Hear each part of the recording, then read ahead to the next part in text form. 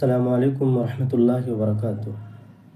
محترم ناظرین، آئیے آج ہم سیکھتے ہیں سورۃ الفاتحہ کا ترجمہ۔ یہ ایسی سورہ ہے جسے ہر نماز میں ہم پڑھتے ہیں۔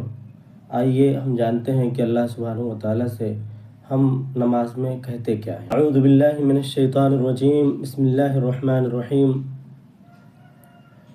الحمد للہ رب العالمین۔ الحمد اس کا مطلب ہے کہ ہر طرح کی تعریف، تمام تعریفیں الحمد للہ رب العالمین اللہ سبحانہ و تعالیٰ کے لیے ہیں، جو تمام جہانوں کا رب ہے، تمام جہانوں کا پالنے والا ہے۔ الحمد للہ رب العالمین، تمام تعریفیں اللہ سبحانہ و تعالیٰ کے لیے ہیں، جو تمام جہانوں کا پالنے والا ہے، تمام جہانوں کا رب ہے۔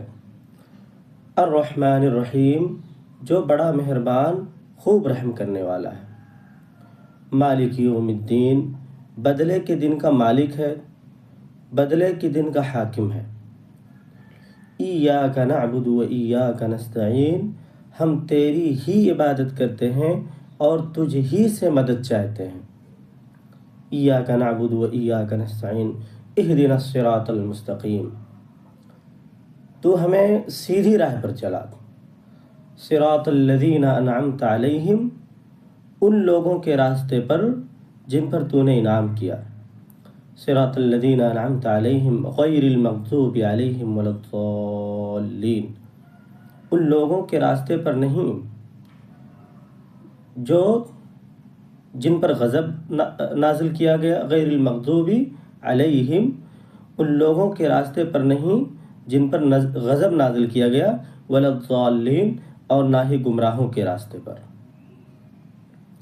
تو اللہ سبحانہ و تعالیٰ نے اس سورہ میں، سورۃ الفاتحہ میں، توحید کی تینوں قسموں کو شامل کر دیا ہے۔ یعنی اللہ سبحانہ و تعالیٰ ہی اس پوری کائنات کا خالق ہے، پالنے والا ہے، رب ہے۔ یعنی توحید ربوبیت کو اللہ سبحانہ و تعالیٰ نے اس سورہ میں رکھا ہے۔ اللہ سبحانہ و تعالیٰ نے فرمایا الحمد للہ رب العالمین، یعنی تمام تعریفیں اللہ سبحانہ و تعالیٰ کے لیے ہیں، جو تمام جہانوں کا رب ہے، تمام جہانوں کا پالنے والا ہے۔ تو توحید کی تین قسمیں ہیں: توحید ربوبیت، توحید الوہیت اور توحید اسماء و صفات۔ مختصر میں ہم تینوں کی تعریف سمجھتے ہیں کہ توحید ربوبیت کہتے ہیں کہ اللہ سبحانہ و تعالیٰ کو ایک جاننا اس بات میں کہ اللہ ہی تنہا پوری کائنات کا خالق و مالک ہے۔ اور توحید الوہیت کہتے ہیں کہ عبادات میں اللہ سبحانہ و تعالیٰ کو خاص کرنا، یعنی ہر طرح کی عبادت، تمام عبادتیں صرف اور صرف اللہ سبحانہ و تعالیٰ کے لیے ہی کی جا سکتی ہیں۔ یعنی عبادات صرف اور صرف اللہ سبحانہ و تعالیٰ کے لیے خاص کرنا، عبادات کی کسی بھی قسم میں مخلوق کو شریک نہ ٹھہرانا، یہ توحید الوہیت ہے۔ تو عبادات کی تمام قسموں کو اللہ کے لیے خاص کرنا۔ اور توحید اسماء و صفات کہتے ہیں کہ اللہ سبحانہ و تعالیٰ کے اسماء اور اللہ سبحانہ و تعالیٰ کی خوبیوں میں اللہ سبحانہ و تعالیٰ کو یکتا اور بے مثال قرار دینا، یعنی اس بات کا اقرار کرنا کہ اللہ سبحانہ و تعالیٰ جن خوبیوں اور جن کمالات کا مالک ہے، مخلوق اس کی مالک نہیں ہو سکتی ہے۔ تو اللہ سبحانہ و تعالیٰ کی خوبیوں میں کسی اور کو شریک نہ ٹھہرانا، یہ توحید اسماء و صفات ہے۔ یعنی اللہ سبحانہ و تعالیٰ کے ناموں میں اور اللہ سبحانہ و تعالیٰ کی خوبیوں اور کمالات میں کسی کو شریک نہ ٹھہرانا، یہ توحید اسماء و صفات ہے۔ آئیے سب کی دلیل دیکھتے ہیں کہ اللہ سبحانہ و تعالیٰ نے کس طرح ان باتوں کو قرآن مجید میں جگہ جگہ پیش کیا ہے۔ ایک آیت میں اللہ سبحانہ و تعالیٰ نے فرمایا الا لہ الخلق والامر، کہ یاد رکھو اسی کے لیے خالق ہونا ہی ہے۔ الا لہ الخلق والامر، اور اسی کے لیے حاکم ہونا ہے، یعنی پوری کائنات کا خالق و مالک اللہ سبحانہ و تعالیٰ ہی ہے۔ الا لہ الخلق والامر، اور توحید الوہیت، اس کی دلیل اللہ سبحانہ و تعالیٰ نے قرآن مجید میں اس طرح پیش کیا ہے، وَمَا أَرْسَلْنَا مِن قَبْلِكَ مِن رَّسُولٍ إِلَّا نُوحِي إِلَيْهِ أَنَّهُ لَا إِلَٰهَ إِلَّا أَنَا فَاعْبُدُونِ۔ اللہ سبحانہ و تعالیٰ نے فرمایا کہ ہم نے آپ سے پہلے کسی بھی رسول کو نہیں بھیجا مگر وَمَا أَرْسَلْنَا مِن قَبْلِكَ مِن رَّسُولٍ إِلَّا نُوحِي إِلَيْهِ، مگر اس کی طرف ہم اسی بات کا وحی کرتے رہے أَنَّهُ لَا إِلَٰهَ إِلَّا أَنَا، کہ میرے سوا کوئی معبود برحق نہیں، میرے سوا کوئی ایسا نہیں جس کی عبادت کی جائے، میرے سوا کوئی الہ اور معبود نہیں، لا الہ الا انا فاعبدون، تو لوگو تم صرف میری ہی عبادت کرو۔ تو عبادات کی تمام قسموں کو اللہ سبحانہ و تعالیٰ کے لیے خاص کرنا، یہ توحید الوہیت ہے۔ آئیے اور دیکھتے ہیں کہ توحید اسماء و صفات میں اللہ سبحانہ و تعالیٰ نے کس طرح قرآنی آیات کو پیش کیا ہے۔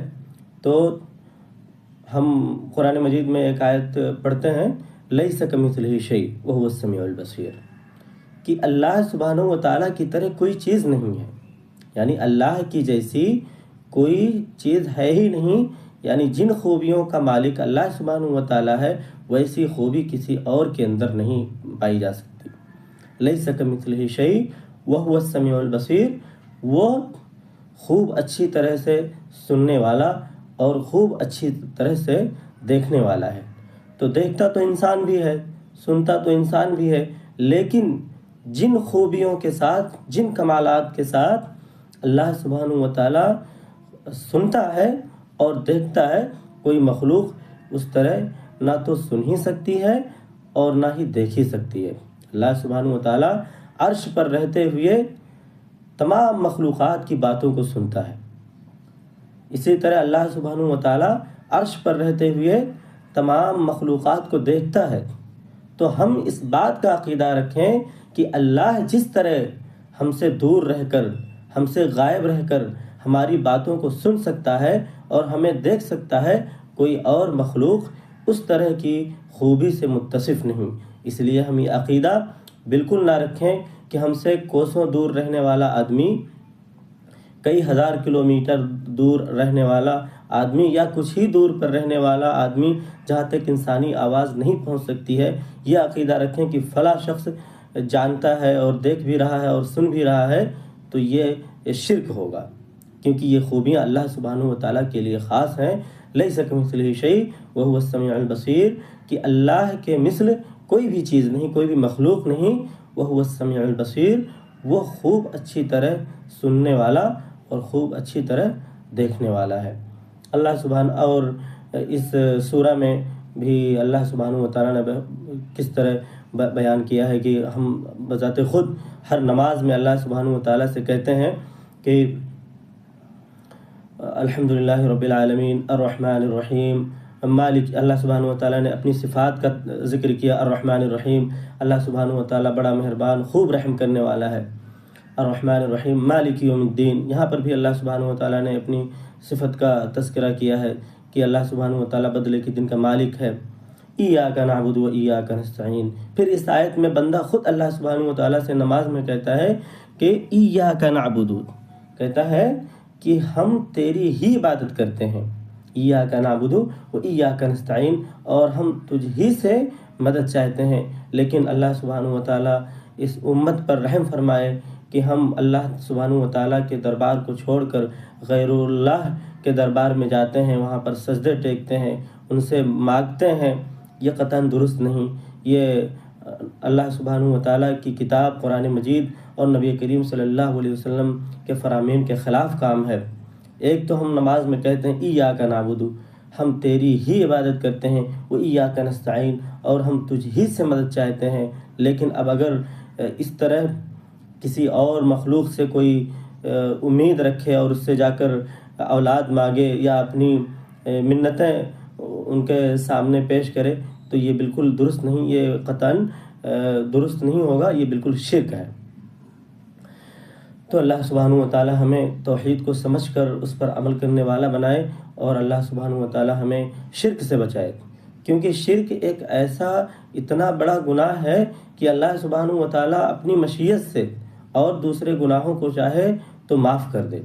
اللہ سبحانہ و تعالی فرما رہا ہے ان اللہ لا یغفر ان یشرک بہ ویغفر ما دون ذلک من یشاء ویغفر ما دون ذلک لمن یشاء، یعنی اللہ سبحانہ و تعالی ان اللہ لا یغفر ان یشرک بہ، کہ اللہ سبحانہ و تعالیٰ کے ساتھ شرک کیا جائے اس چیز کو اللہ سبحانہ و تعالیٰ نہیں بخشے گا۔ ان اللہ لا یغفر ان یشرک بہ، اللہ سبحانہ و تعالیٰ نہیں بخشے گا اس بات پر کہ اس کے ساتھ شرک کیا جائے، کسی کو شریک ٹھہرایا جائے، اس چیز کو اللہ سبحانہ و تعالیٰ نہیں بخشے گا، الا یہ کہ انسان کو احساس ہو اور وہ توبہ کرے تو اللہ سبحانہ و تعالیٰ اس کی توبہ کو سن لے گا اور اسے معاف کرے گا۔ سچی توبہ ہونا چاہیے، لیکن اگر بغیر توبہ کیے ہوئے انسان شرک پر مر گیا تو اللہ سبحانہ و تعالیٰ ایسے آدمی کو معاف نہیں کرے گا۔ ان اللہ لا یغفر ان یشرک بہ ویغفر ما دون ذلک لمن یشاء، اور اس کے علاوہ جس کے لیے اللہ سبحانہ و تعالیٰ چاہے، جس کو چاہے شرک کے علاوہ اس کے گناہوں کو اللہ سبحانہ و تعالیٰ معاف کر دے۔ ویغفر ما دون ذلک لمن یشاء انہ من یشرک باللہ فقد حرم اللہ علیہ الجنہ۔ ایک آیت میں اللہ سبحانہ و تعالیٰ نے فرمایا انہ من یشرک باللہ، کہ جو شخص اللہ سبحانہ و تعالیٰ کے ساتھ شریک ٹھہرائے گا، انہ من یشرک باللہ فقد حرم اللہ علیہ الجنہ، تو اللہ سبحانہ و تعالیٰ نے اس پر جنت کو حرام قرار دیا ہے۔ تو ہمیں شرک کی سنگینی کو سمجھنا چاہیے اور ہمیں شرک سے بچنا چاہیے۔ اللہ سبحانہ و تعالیٰ ہمیں توحید کو سمجھ کر اس پر عمل کرنے والا بنائے، اور اللہ سبحانہ و تعالیٰ ہمیں شرک سے بچائے۔ آمین۔ السلام علیکم ورحمۃ اللہ وبرکاتہ۔